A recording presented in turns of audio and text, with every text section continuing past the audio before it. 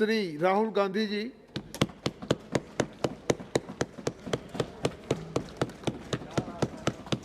Thank you, Chairman Sir, for allowing me to speak on, Speaker Sir, for allowing me to speak on the presidential address.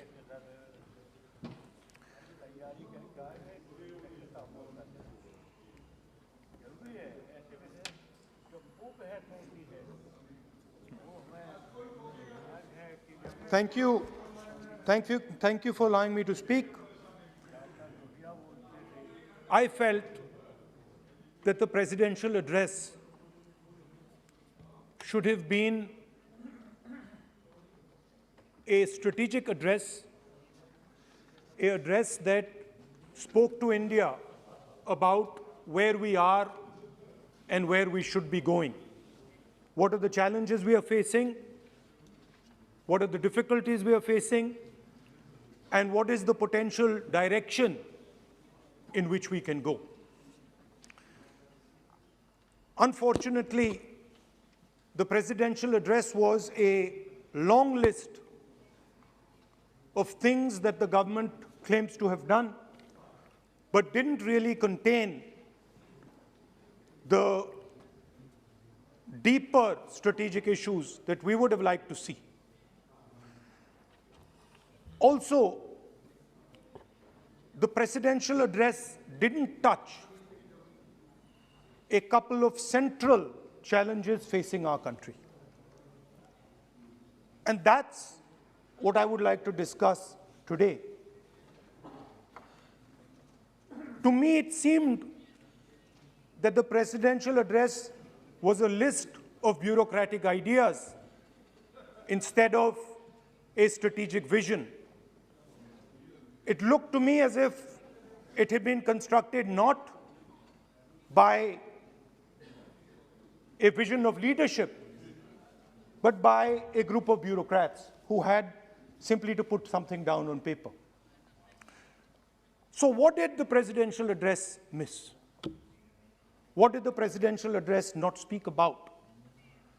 What did the presidential address hide from the people of India?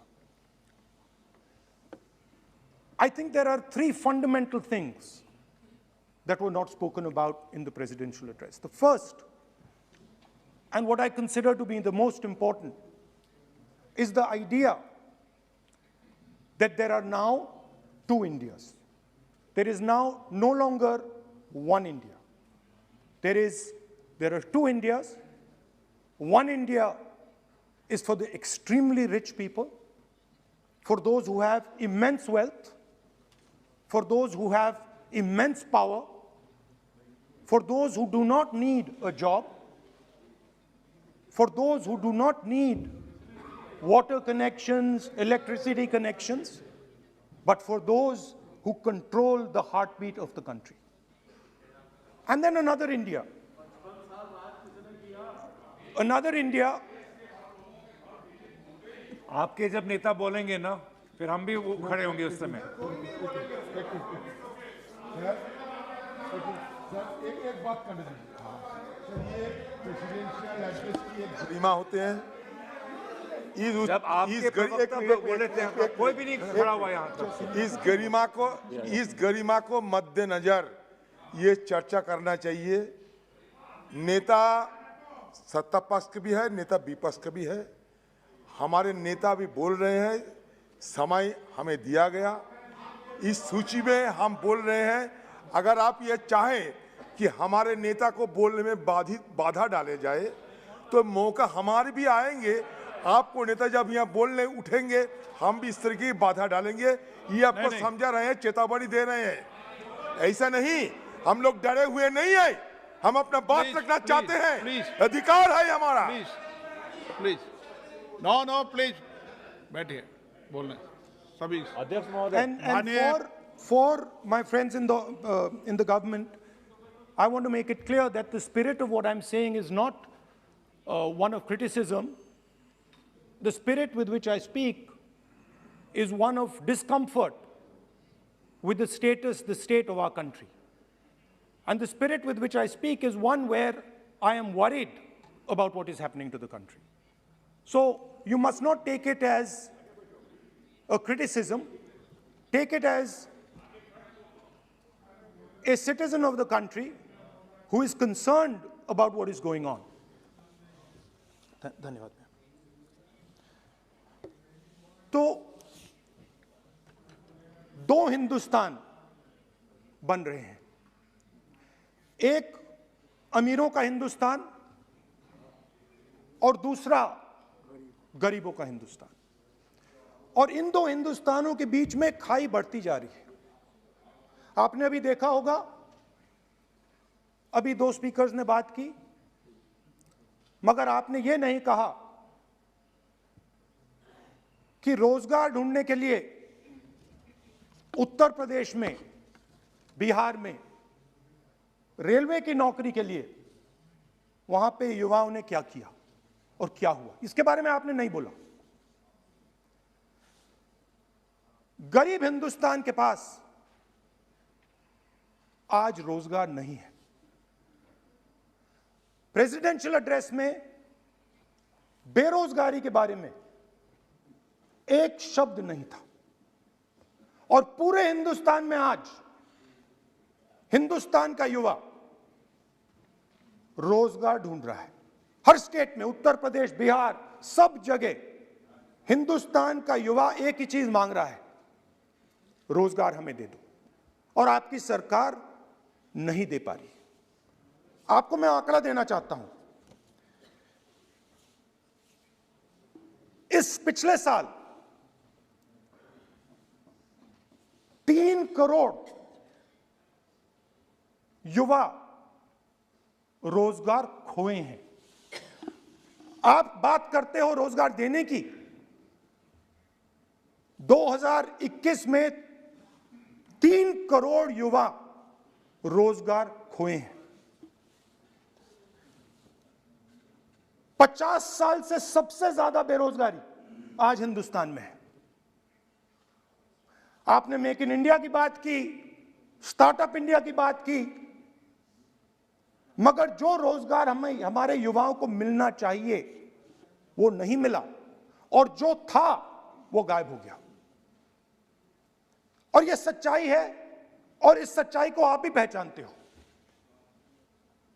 क्योंकि आपने भी अपने भाषणों में रोजगार के बारे में कुछ नहीं कहा।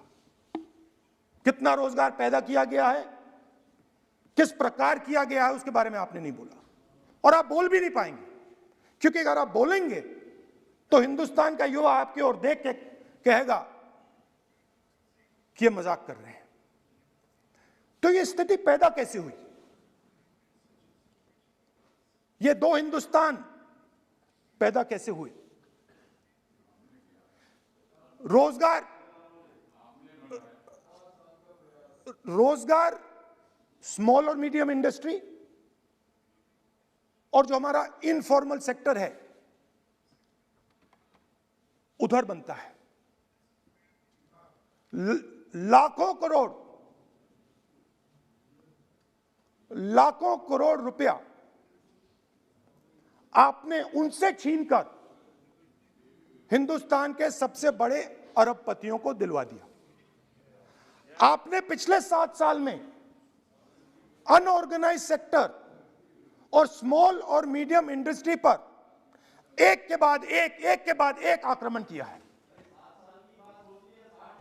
7 की कर रहा हूं मैं, 60 की भी करूंगा मैं अपने भाषण में अंत में 60 साल की बात करूंगा आपको खुश करने के लिए। आप ठहर जाइए। मगर असंगठित जो सेक्टर है उस पर आपने आक्रमण किया। कैसे किया? नोटबंदी, गलत जीएसटी और कोरोना के समय जो सपोर्ट उनको देना था आपने नहीं दिया। नतीजा क्या हुआ? नतीजा यह हुआ कि आज 84% हिंदुस्तान के लोगों की आमदनी घटी है, और वो तेजी से गरीबी की ओर बढ़ रहे हैं। यूपीए की सरकार ने, आपने पूछा 60 साल की बात आपने कही, यूपीए की सरकार ने 23 करोड़ लोगों को गरीबी से निकाला था 10 साल में।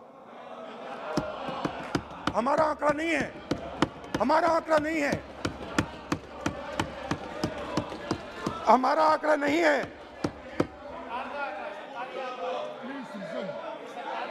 सब जानते आप हंसिए, हमारा आंकड़ा नहीं है, यह सच्चा आंकड़ा है। 27 करोड़ लोगों को हमने गरीबी से निकाला था और 23 करोड़ लोगों को आपने गरीबी में वापस डाल दिया।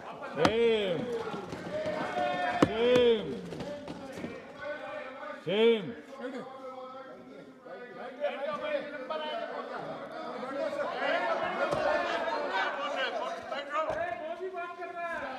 और हो क्या रहा है, फॉर्मल सेक्टर में मोनोपोलीज बन रही हैं। किसी भी आप सेक्टर में देखिए, और सबसे दो मोनोपोलिस्ट के बारे में थोड़ा सा बोलूंगा। उसको वो कोरोना के समय अलग अलग वेरिएंट्स आते हैं ना, डेल्टा, ओमिक्रॉन, वो AA वेरिएंट है, और वो पूरा का पूरा हिंदुस्तान की जो अर्थव्यवस्था है उसके अंदर फैल रहा है। आपने बात उठाई तो मैं उसके बारे में पहले बोल देता हूं। एक व्यक्ति को, नाम नहीं लूंगा, एक व्यक्ति को हिंदुस्तान के सब पोर्ट्स,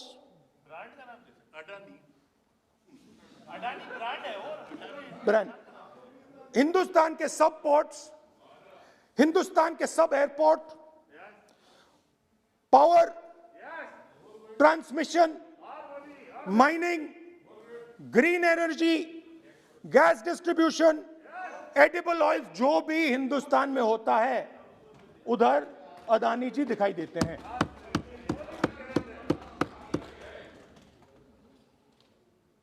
और दूसरी side Ambani ji petrochemicals, telecom, retail, e commerce में मोनोपोलियां।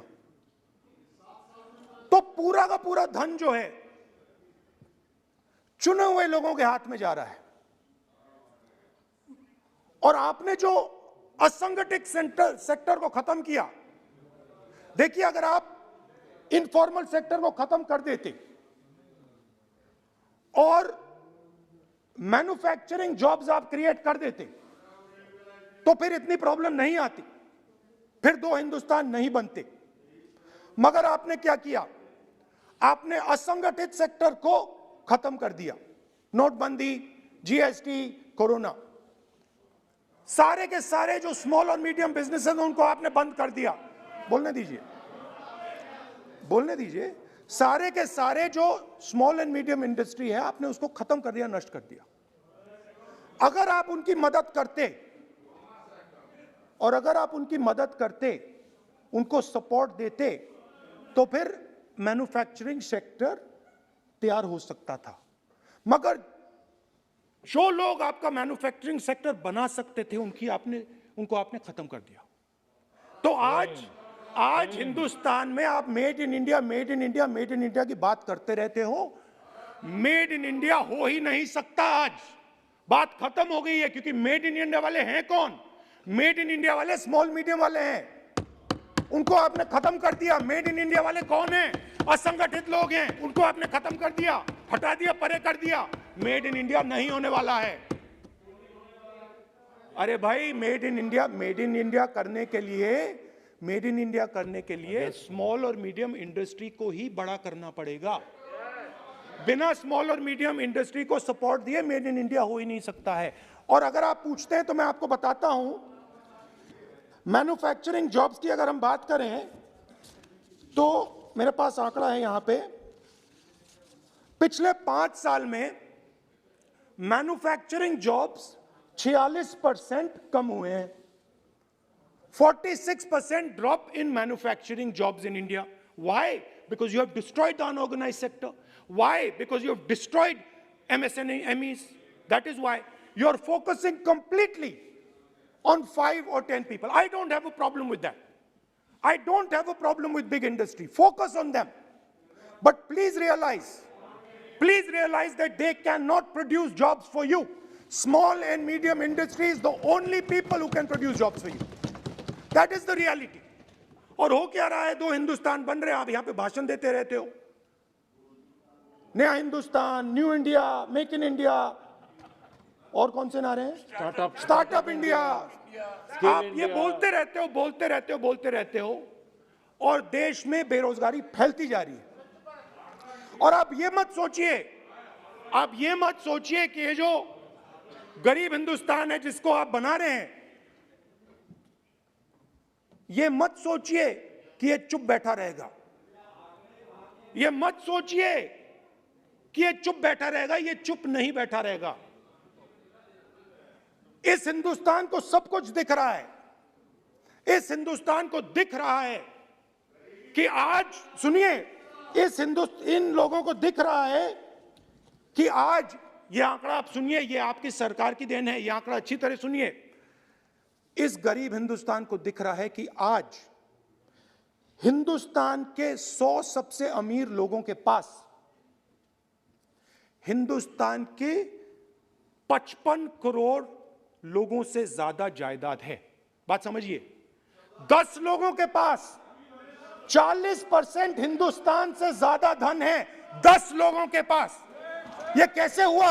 यह आपने किया. यह नरेंद्र मोदी जी ने किया. और तो मैं आपको एक सुझाव देता हूं, प्रधानमंत्री जी को आपको सुझाव देता हूं. ये जो 2 आप हिंदुस्तान आप बना रहे हैं, इन 2 हिंदुस्तानों को जोड़ने का काम जल्दी से शुरू कीजिए. स्मॉल एंड मीडियम इंडस्ट्रीज की मदद करना शुरू कीजिए. जो हमारे बेरोजगार युवाएं हैं उनकी मदद कीजिए. और ये जो आप पूरा का पूरा धन इन्हीं 5-10 लोगों को दे रहे हो, क्योंकि ये आपकी मार्केटिंग करते हैं, आपको टीवी, व्हाट्सएप, फेसबुक पे लगाते हैं, ये काम आप बंद कीजिए. नहीं तो देश का नुकसान होगा. आपका नहीं, देश का नुकसान होगा. तो पहला मेरा सुझाव यह है. नंबर 2 और नंबर 3 भी है, अभी आएगा वो.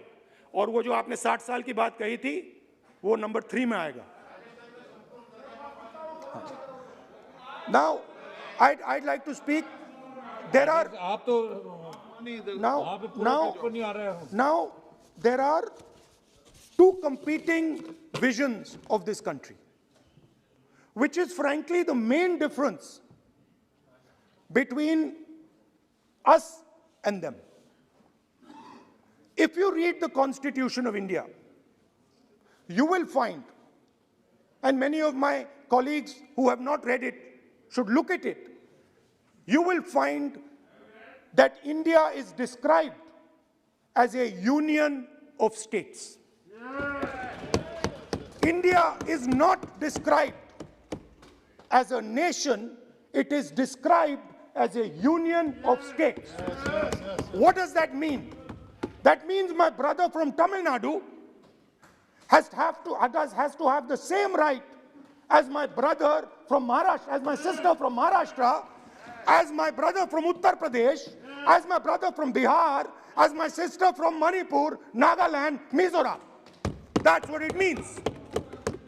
What it means, Jammu Kashmir, of course, Jammu Kashmir, Nagaland, of course, Andaman Nicobar, of course. That is Lakshadweep. Now, what is the difference? You have to understand this. This is a serious matter. I would like to have your view on it. And I would like this Parliament House to start serious discussions instead of the type of discussions that we're having. That is why it is serious. It is serious, and I would like a serious response. Right? What I heard, frankly, what I heard in the first address today was not serious. What I heard Mr. Dwivedi say was not serious. It did not behoove this House. It was not at the standard that this House should be used to. It is not at the standard that India should watch. Now, let me come back to the discussion. Let me come back to the discussion, Speaker Sir. There are two visions.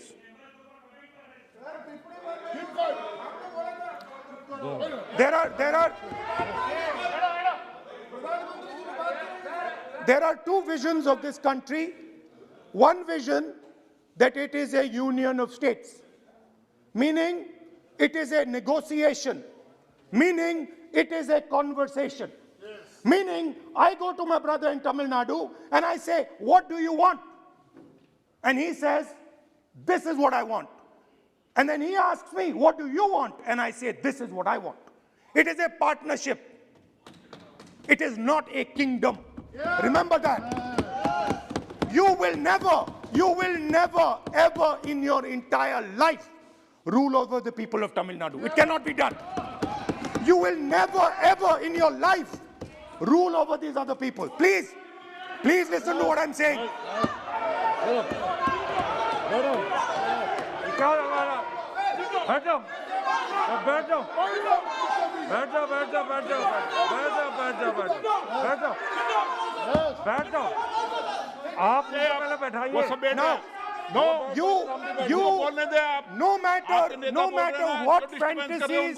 No matter what fantasies you might have, you will never ever rule over the people of the states of India. It has never been done in 3,000 years. Never ever. The only way India has been ruled, and you can look at any empire you want. You can look at Ashoka the Great. You can look at the Mauryas, you can look at the Guptas, you can look at anyone you want. It has always been ruled by conversation and negotiation. Now, what is the problem? The problem is you people are confused. The problem is you people think that these languages, these cultures, these histories, you think that you can suppress them. You have no idea of history. You have no idea what you are dealing with. Because the people of Tamil Nadu have inside their heart the idea of Tamil Nadu, the idea of the Tamil language, and then also the idea of India. Do not be confused.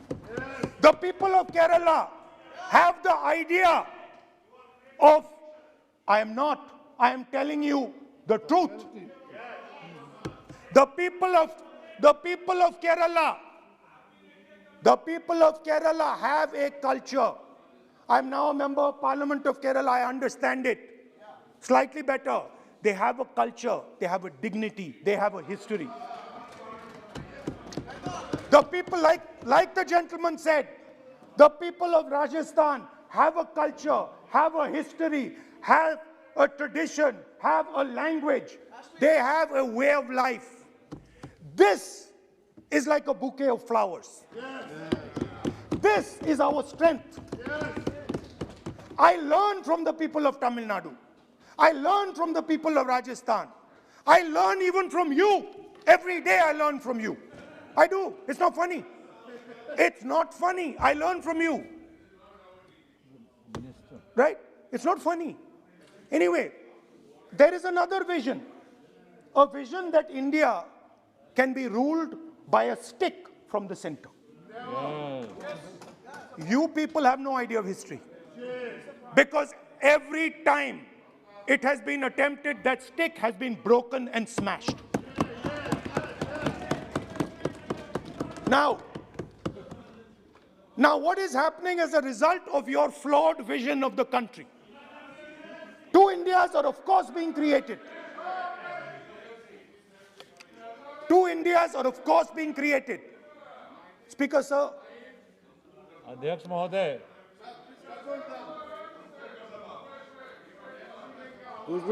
आप इधर आ सकते हैं। so what is happening? Disturb हो रहे हैं sir. What is happening as a result of this flawed vision?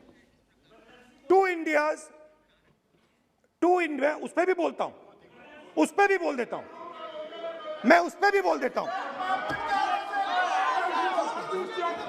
मैं emergency पे भी बोल देता हूं, कोई प्रॉब्लम नहीं है, मैं बोलने से नहीं डरता हूं, आप उनका मैं डरता नहीं, मैं बोलने से। आप Anyway, so there are two visions.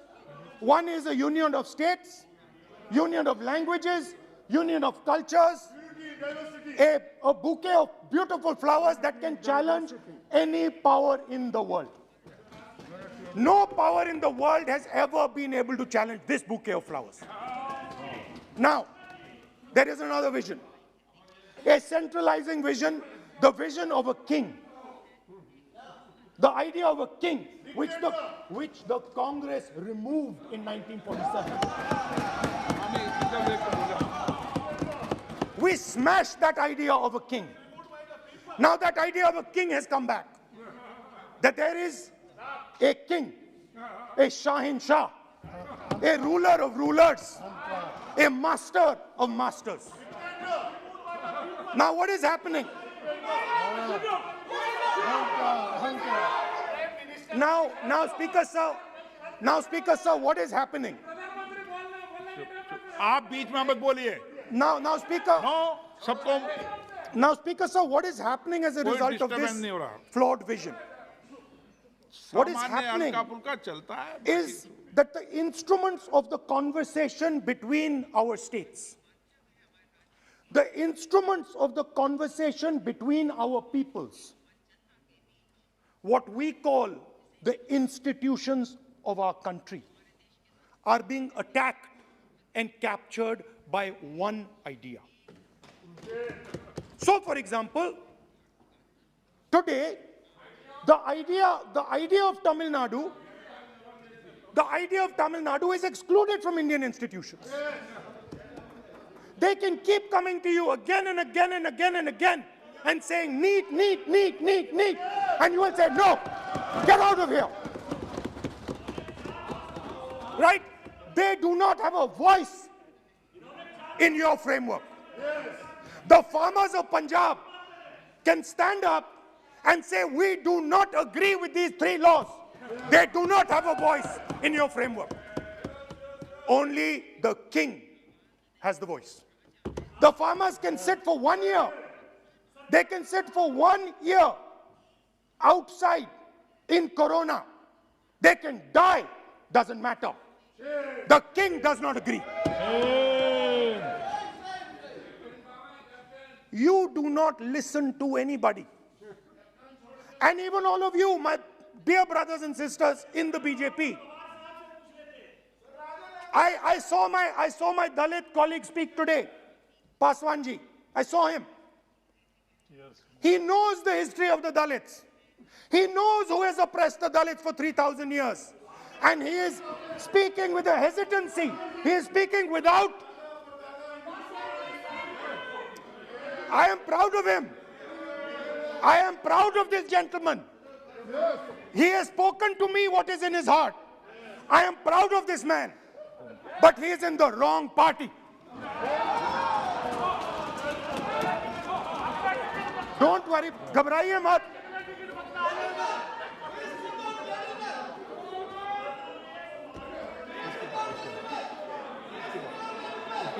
नहीं, बीच में नहीं, तो बीच में थोड़ी बोलेंगे, बाद में, no. Look, Speaker sir, I am a democratic person. I will allow him to speak. ये सुनो एक मिनट, ये आप किसी को इजाजत नहीं दे सकते, ये अधिकार मेरा है. प्लीज बैठ जाइए.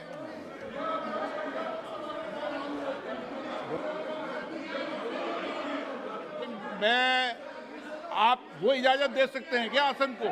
वो इजाजत देने का अधिकार नहीं है.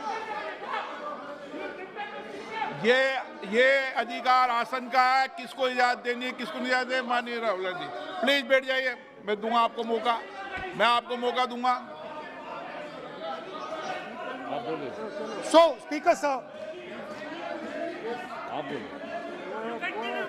So, Speaker sir. माननीय सदस्य प्लीज बैठिए, मैं आपको मौका दूंगा, बोलते रहे आप। क्या करें? Speaker sir. So this confused ideology, this confused understanding of the nation of India is playing havoc with this country. And I'll give you examples. The judiciary, the election commission, Pegasus. These are all instruments of destroying the voice of the Union of States. When you apply Pegasus on an Indian politician, when the Prime Minister personally goes to Israel and authorizes the use of Pegasus in India, he is attacking the people of Tamil Nadu, he is attacking the people of Assam, he is attacking the people of Kerala, he is attacking the people of Bengal. Point of order, point of order. 352(1). 352(1). Speaker sir, 352(1) कहता है कि a member while speaking shall not refer to any matter of fact on which a judicial decision is pending. Supreme court में ये pending है sir, और यदि इनको supreme court पर विश्वास है, कोर्ट पर विश्वास है, तो ये अपना फोन जो है जमा करें, पहले ये शामिल हो सर, ये पहले उसके इंक्वायरी में शामिल हो, क्योंकि इनका नाम भी पेगासस में है, सो कॉल्ड ये जो कह रहे हैं, इसीलिए ये पेगासस का नाम नहीं ले सकते सर, ये कोऑपरेट नहीं कर। Now, so what is happening is that a particular organization has captured the institutional framework of the country and is attacking the voice of the different states of this country. And my fear is that you will get a reaction from that voice. My fear is that this attack that you're carrying out on the institutional framework of this country is going to get a response from the Union of States. And you're fiddling. I understand this. You might not appreciate it, but my great-grandfather spent 15 years in jail building this thing. My grandmother was shot 32 times and my father was blown into bits. So I understand a little bit about what this country is. My blood has been sacrificed, not by me, by my great-grandfather, by my grandmother, by my father for this country. So I understand what it is. And you are fiddling with something very, very dangerous. And I am advising you, stop. Because if you do not stop, you will create a problem. You have already started creating the problem. The problem has already started in the Northeast. The problem has already started in Tamil Nadu. You're not visible. It's not visible to you right now. Jammu Kashmir, which I will speak about, which is my third point. Now, what you're fiddling with is extremely dangerous, and it demonstrates a complete lack of understanding of history. Please, this evening, go back and look at all the empires that have ever ruled India. Look at them carefully. You will find that every single one of them is a union of states. There's not a single empire. There was a reason Ashok used to go and put his pillars everywhere. Because it was a union of states where Ashok, the great king, respected everybody. You are disrespecting everybody. Disrespect me, I don't care. It doesn't matter to me. But you cannot disrespect the people of this country. Right. Now, final. And I think one of the more important parts of my speech. Actually, I want to say one other thing, which I demand an apology from the Home Minister. And this represents again the idea of a union of states versus the idea of a king. Now, a few days ago, some political leader, I'm not going to name, came to me from Manipur. And he was very agitated. I spoke to him, I said, why are you agitated, my brother? And he says, Rahul ji, I have never felt as insulted as I have a few days ago. I said, why? He said, Rahul ji, a delegation of Manipuris, political leaders, senior leaders went to see the Home Minister. Outside his house, we were told to take off our shoes. And when we went inside his room, we found that the Home Minister was wearing his chappals. What does this mean? What exactly does this mean? Why is it that in the Home Minister's house, the Home Minister can wear chappals, but a delegation of Manipuri politicians cannot? What does this mean? Why? No, it reflects. नहीं, गलत नहीं बोल रहा हूं. मैं आपको photo दिखा दूंगा स्पीकर सर, मैं आपको फोटो दिखा दूंगा. मैंने उस व्यक्ति से बोला आप गलत बोल रहे हो. उसने कहा राहुल जी मैं आपको फोटो देता हूं, और फोटो दी उसने मुझे. This is not the way to deal with the people of India. Anyway, now let me come to my final and I think most important point. Go ahead. We are sitting. संस्कृति ये होती है कि वो भी जूते उतारे और आप भी. संस्कृति ये नहीं होती कि वो जूते उतारे आप नहीं. ये पता नहीं कौन सी संस्कृति है आपकी. Anyway, let me finish. Very, very ridiculous argument against the Honorable Home Minister. It's not. And it has touched the religious sensibilities. You have touched the religious sensibilities of all our people. You will decide. हमारी धार्मिक परंपराओं पे ऐसी टिप्पणियां कर सकते हैं क्या? Mr. Goyal, sit down. Mr. Goyal, sit down. Speaker sir, ये भारत के धर्म के ऊपर अटैक कर रहे हैं, भारत की धार्मिक परंपराओं पे अटैक कर रहे हैं, और ये हम सबकी धार्मिक परंपराओं के ऊपर आघात है. चेक कर लूंगा. हमारे घर में भी यही है परिस्थिति. Speaker sir, it reflects a mentality. It reflects a sense that I am bigger than you. You are nobody, I am everybody. That is why I will wear my shoes and you will not. Anyway, going back to the main point. Now, and the final most important point.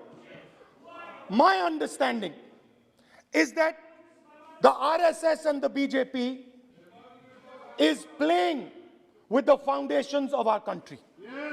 And they are weakening the foundations of our country. They are weakening the links between our people. They are weakening the links between our languages. Now, they have further weakened the country.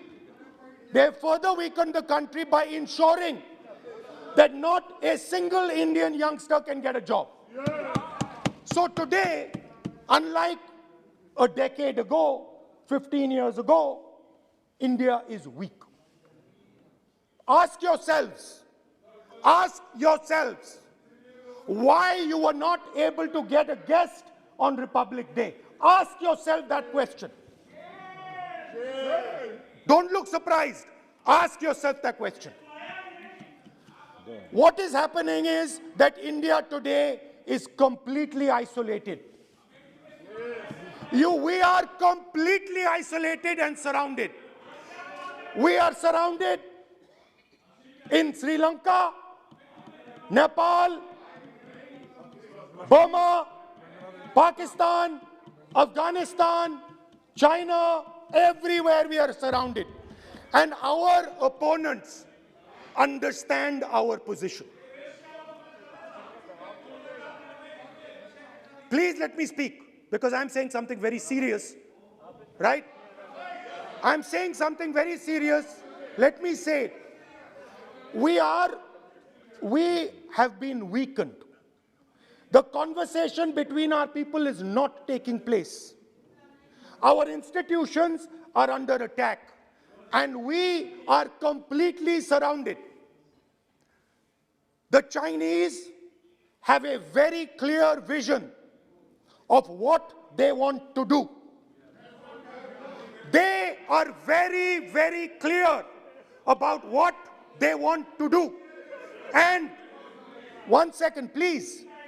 The single biggest, you can ask anybody who understands, the single biggest strategic goal of India's foreign policy has been to keep Pakistan and China separate. This is fundamental for India. And what you have done is you have brought them together. Today, do not be under any illusion. Do not underestimate the force that is standing in front of you. Do not underestimate the power that stands in front of us. Do not underestimate it. You have brought Pakistan and China together, and this is the single biggest crime that you could commit against the people of India. China has a clear vision, and I can clearly see, without any confusion in my mind, that China has a plan. China has a plan.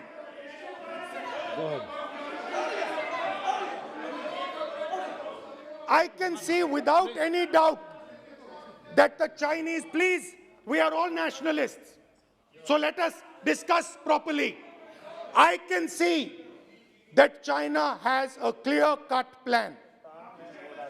The foundations of their plan have been put in place in Doklam and in Ladakh. Do not underestimate what we are facing. This is a very, very serious threat to the Indian nation. This is a very, very serious threat to the Indian nation. We have made huge strategic mistakes in Jammu and Kashmir. We have made huge strategic mistakes in our foreign policy. And if we do not correct those mistakes, what are the mistakes? I have just told you. You have brought China and Pakistan together. You have brought China and Pakistan together. You have taken the concept of two different fronts and converted it into one unified front. And by the way, in case you haven't realized it, in case you haven't understood what's going on, it is very clear that the Chinese and the Pakistanis are planning. Look at the weapons that they are buying. Look at their activity. Look at the way they are talking. Look at who they are speaking to. I am clearly stating in the House of Parliament that we have made a massive blunder, and we need to make sure, absolutely sure, that we can defend ourselves against the Chinese. Please remember what I'm saying, because the Chinese will act. Remember what I'm saying, and remember that you will be responsible for anything that happens. That is why it is important that as a nation, we start this conversation. It is important as a nation that you listen to what we say, because we have experience, we have understanding. You might not think so, but we have people on this side who understand these things, have great understanding. Use us. Use us. I can see that some of you are understanding what I'm saying. I'm happy. I'm happy. I can see. So these are the 3 points I wanted to make today.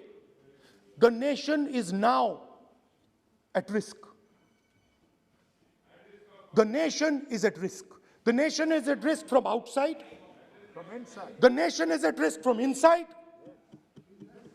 And that is a very dangerous place for a nation to be. And I don't like it. I'm very uncomfortable with my nation, with my beloved country standing where it is standing. Completely isolated on the outside, fighting on the inside, institutions captured, states not able to speak to each other. This worries me.